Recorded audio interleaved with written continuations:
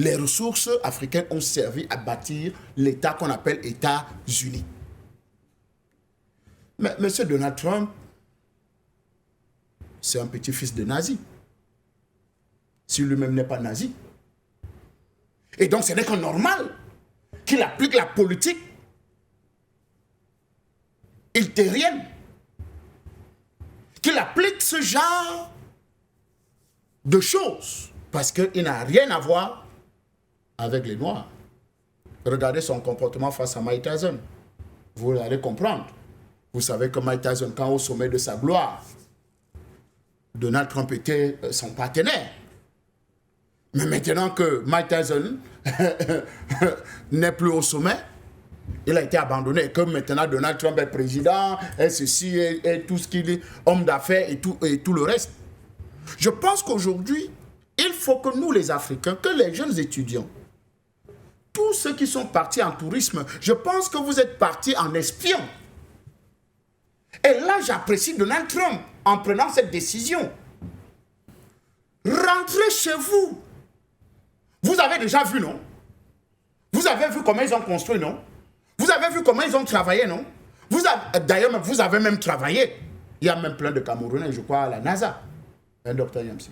Oui, il y a la fille de l'ancien délégué du gouvernement, Marlise Tournet, qui est ingénieur mécanique, qui a assisté à un lancement d'une fusée à la NASA. Voilà. Donc vous comprenez qu'il y a des compétences que nous avons besoin de chez nous. C'est vous qui avez encore cité les ExxonMobil, qui exploitent, n'est-ce pas, les ressources chez nous, avec des soi-disant coopérants. Parce que quand eux, ils viennent ici, c'est les coopérants. Oui. Quand nous, on part chez eux là-bas, c'est les émigrés.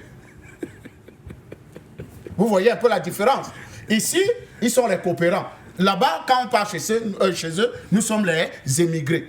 Donc, il faut que, dans les sociétés qui existent, américaines qui existent... Ils sont non seulement les coopérants, ils sont également des investisseurs. Voilà. Donc, les entreprises... Civilisateurs, à la limite. Les entreprises américaines qui existent, n'est-ce pas, sur le territoire africain, doivent avoir du personnel typiquement africain. Je pense que c'est par là que ça doit commencer.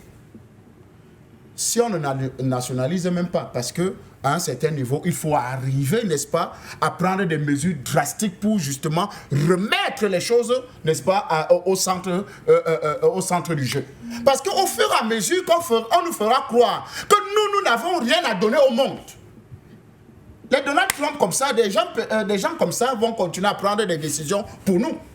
Ils vont continuer à décider, n'est-ce pas? Oh non, vous pouvez rentrer chez vous.